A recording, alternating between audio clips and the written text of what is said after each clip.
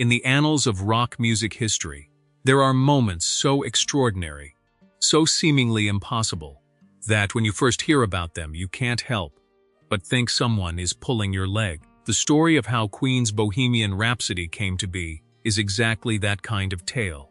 It is a story of ambition, innovation, technological boundaries being shattered, and one of the most audacious musical experiments ever attempted in a recording studio. When people first hear the details about how this song was created, their immediate reaction is almost always the same: that simply cannot be real. But it was, and it happened in the summer of 1975, in a small town in Wales. Let me take you back to that summer. The date was August 24, 1975. Queen, the British rock band already known for their theatrical style and ambitious music, arrived at Rockfield Studios in Monmouth, Wales, to begin recording sessions for their fourth studio album, which would be called A Night at the Opera. But what they were about to attempt was something that no rock band had ever tried before, and honestly, nobody had really thought it was even possible. Freddie Mercury, the legendary frontman of Queen, had been working on a song in his mind for years. He had even started developing it back in the late 1960s. He would sit at his piano and play these different sections, and his bandmates would listen and wonder what he was creating. Mercury would later explain that the song was all in his mind before they ever stepped foot in a studio. He knew exactly how it should sound, even before a single note was recorded. He had even shown producer Roy Thomas Baker a preview, playing just the opening ballad section on the piano, before stopping and simply saying, "And this is where the opera section comes in." Then they went out to eat dinner. That was it. No elaborate explanation, just a glimpse into the mind of a genuine musical genius. Now, to understand why this story is so incredible, you need to understand what technology was available in 1975. The recording industry had just entered the era of 24-track recording. This was considered state-of-the-art at the time. But here is the problem. When you have a song that requires hundreds of vocal overdubs, hundreds of instrumental layers, and a production so dense and complex that it would take weeks to complete, 24 tracks is almost nothing. It is like trying to paint the Sistine Chapel with a single-size brush. What Roy Thomas Baker, the producer working alongside Queen, had to do was something that sounds like science fiction. He had to bounce the tracks. This process involved taking multiple tracks from the 24-track machine, mixing them down into a single track, and then laying down new overdubs on top. But here is what made this so dangerous. Every time he did a bounce, there was a slight loss in audio quality, a slight increase in noise, and they had to do this bounce multiple times, multiple generations. Some sections of the Bohemian Rhapsody tape were bounced 8 generations deep. That means the original signal was copied and recopied again and again, like making a photocopy of a photocopy of a photocopy of a photocopy. Baker himself would later say that the tape became almost transparent because of how many times it was recorded over and recorded over. The recording sessions began at Rockfield Studio 1, near Monmouth, on August 24, 1975, after the band had spent 3 weeks rehearsing in a rented house near Kington in Herefordshire. But the recording would not be confined to just one studio. During the making of this track, the band would use 4 additional studios: Rockfield, Sarm East in London, Scorpion Studios, Wessex, Roundhouse. Each studio had different equipment, different machines, different tape formats. Roy Thomas Baker and his team had to physically move the master tape between these locations, managing different 24-track machines, each with slightly different specifications. One machine was a Studer. Another was a Telefunken, which had been built with wider edge tracks than the inner tracks, because the engineers were worried about dropouts. They had to compensate for these differences. They had to make sure everything stayed synchronized when there was no computer to do it for them. And then there was the matter of what they were trying to record. The song, this Bohemian Rhapsody, was unlike anything anyone had ever created before. It began with a soft, introspective ballads-like section, Freddie Mercury singing alone at the piano with lyrics that told a story of murder and guilt. Then, without warning, it transformed into an elaborate operatic section. This was not a short operatic section. This was a full-blown opera, featuring characters like Scaramouche and Galileo, with soaring harmonies and drama. And then, just when you thought you knew where the song was going, it exploded into a hard rock section, complete with distorted guitars and thundering drums. To create the opera section, Freddie Mercury, Brian May, and Roger Taylor had to sing their vocal parts almost non-stop for 10 to 12 hours a day. They sang continuously. They sang in different registers. Mercury would handle the main melody and the lower parts. Brian May, the guitarist, would add middle register harmonies, and Roger Taylor, the drummer, would soar into the highest registers, his powerful falsetto cutting through the mix like a knife. They did this over and over and over again. 180 separate vocal overdubs. Some sources say it was closer to 200. Try to imagine what that would be like. After you have sung your part for the 100th time, your voice is shot. After the 150th time, you are barely able to produce sound. But they kept going. The producer Roy Thomas Baker was methodical and precise in how he approached this. He had made records with Queen before, but nothing like this. The first 3 Queen albums had been recorded on 16-track equipment. This was the first project where they would use the new 24-track technology, but even with those extra 8 tracks, it was not nearly enough for what Mercury had envisioned. Baker had to be a visionary himself.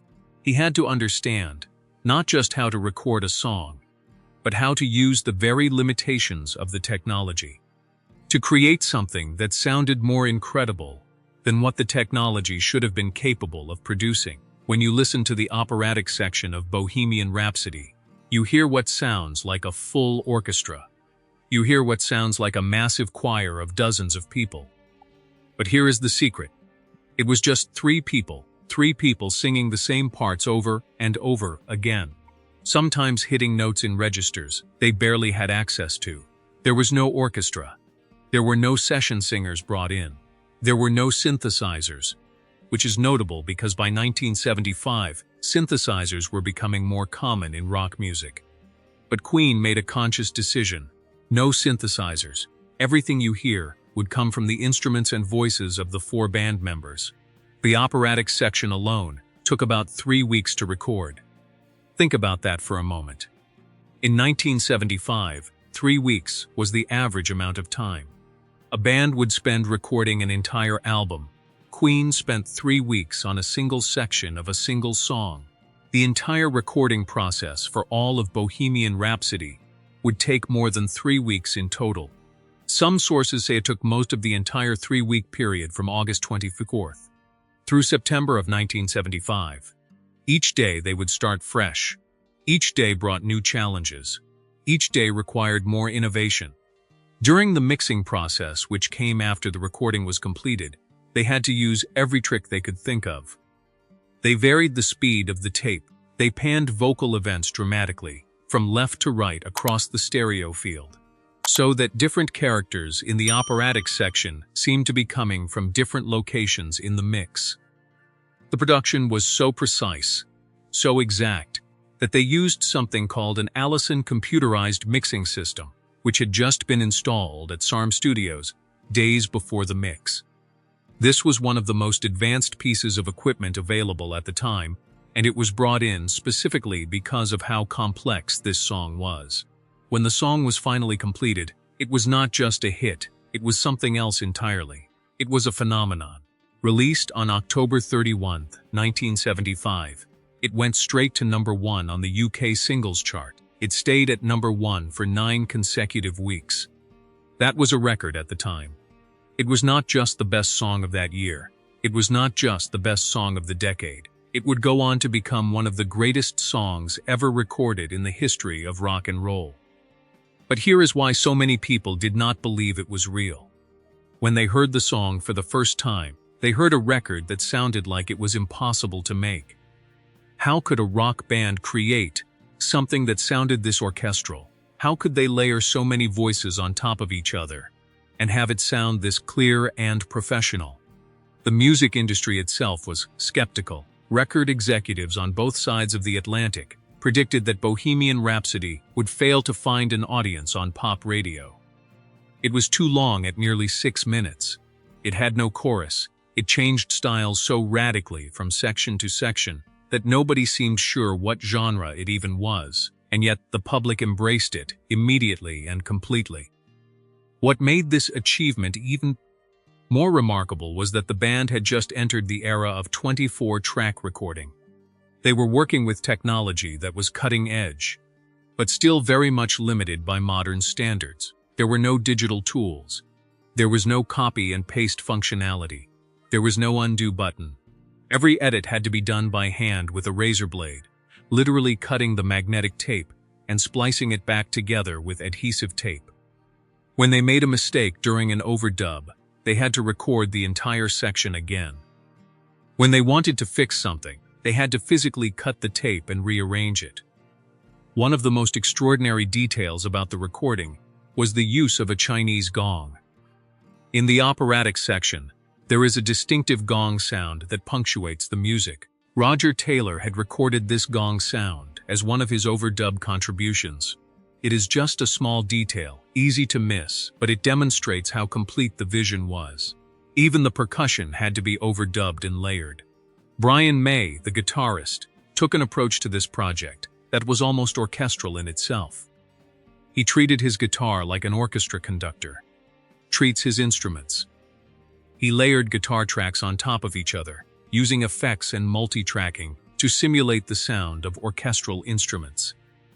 His red special guitar, the custom instrument he had been playing for years, became the vehicle for creating sounds that seemed to transcend what a single electric guitar should have been capable of producing. In the operatic section, you hear Brian May's guitar work as prominently as you hear the voices. His guitar creates texture and color that makes the arrangement feel even more complete. John Deacon, the bass player, recorded his part through multiple methods. He played through a direct injection box, through an amplifier, and through speaker tracks, all of which were then mixed together to create a bass sound that was as rich and complex as everything else in the song. Every element of this production received this level of attention to detail. There was no part that was recorded simply or straightforwardly. Everything was layered. Everything was considered. Everything was pushed to the absolute maximum of what the equipment of the time would allow. When you listen to the final product, when you listen to Bohemian Rhapsody, with all of this information in mind, the song takes on an even more profound meaning. You are not just listening to a song. You are listening to the physical labor of 3 men, singing for weeks straight. You are listening to one of the most ambitious studio productions ever attempted. You are listening to the moment when rock and roll proved that it could be taken to the level of high art, that it could be as complex and nuanced and precise as classical music, while still maintaining the raw power and energy that made rock and roll powerful in the first place. The single was the most expensive single ever made up to that point in time. The entire album it appeared on, A Night at the Opera, was described by Brian May himself as Queen's answer to Sgt. Pepper's Lonely Hearts Club Band. And if the entire album was their Sgt. Pepper, then Bohemian Rhapsody was their masterpiece within the masterpiece. After Freddie Mercury's death in 1991, Bohemian Rhapsody returned to the charts and went back to number 1. In 1992, the song was featured in the movie Wayne's World, and a whole new generation of listeners discovered it. The hard rock section in the middle of the song, with its guitar riff and headbanging beat, became iconic for its inclusion in that film. But even people who had heard the song 1,000 times were amazed when they learned about how it had been made. In 2018, when the film Bohemian Rhapsody was released about Freddie Mercury and Queen, the song experienced another resurgence. That same year, it became the most streamed song of the 20th century, surpassing Smells Like Teen Spirit by Nirvana and Sweet Child of Mine by Guns N' Roses. It became the most streamed classic rock song of all time, By 2019, the music video had surpassed 1 billion views on YouTube, making it the oldest music video ever to reach that milestone. When you consider all of this context, you understand why people are amazed by Bohemian Rhapsody. In an era where most rock songs followed a verse-chorus-verse formula, where most singles were designed to be 3 to 4 minutes long, where most bands recorded with a straightforward approach, Queen created something that defied every convention. They created something that seemed to exist outside of time itself. Freddie Mercury's creative vision, combined with Roy Thomas Baker's technical expertise and the musical talents of Brian May, Roger Taylor, and John Deacon, resulted in a song that is now nearly 50 years old and still sounds as revolutionary as it did on the day it was released. The technology of 1975 should not have been capable of producing a sound this rich, this full, this incredibly detailed, and yet they did it anyway. They pushed past the limitations. They innovated. They worked 18-hour days. They challenged every assumption about what a rock record should be. The story of Bohemian Rhapsody is not just the story of a song. It is the story of what becomes possible when artists refuse to accept the limitations of their medium. It is the story of what happens when someone has a vision so clear and so powerful that they are willing to work for weeks on end to make it a reality. It is the story of the moment when rock and roll proved that it was capable of the same level of artistry and complexity as any classical composition. Every time you hear someone express disbelief about how Bohemian Rhapsody was made, remember that their skepticism is actually a compliment. They are saying that what they are hearing seems too advanced, too sophisticated, too impossible to have been created with the technology and methods of 1975. And they would be right to be skeptical, but it happened anyway. It is real. The tape exists. The recording sessions are documented. The interviews with the people who were there verify every detail. In the end, the true miracle of Bohemian Rhapsody is not that it sounds better than it should have. The true miracle is that it exists at all. That a band was willing to spend 3 weeks on a single song. That a producer was willing to work through the technical challenges that seemed almost impossible. That 3 singers were willing to destroy their voices, day after day, for the sake of a vision. That 4 musicians created something so perfect that it has outlasted genres, outlasted trends, outlasted the very technology that was used to record it. To this day, musicians and producers try to figure out how Queen did it. How did they create something so orchestral without an orchestra? How did they achieve those dense vocal harmonies with just 3 singers? How did they make something that sounds so modern and so timeless at the same time? The answer is simple: hard work, innovation, and an unwillingness to accept that something could not be done. If you are watching this video, you understand what makes Bohemian Rhapsody so special. You understand why it is still one of the greatest songs ever recorded.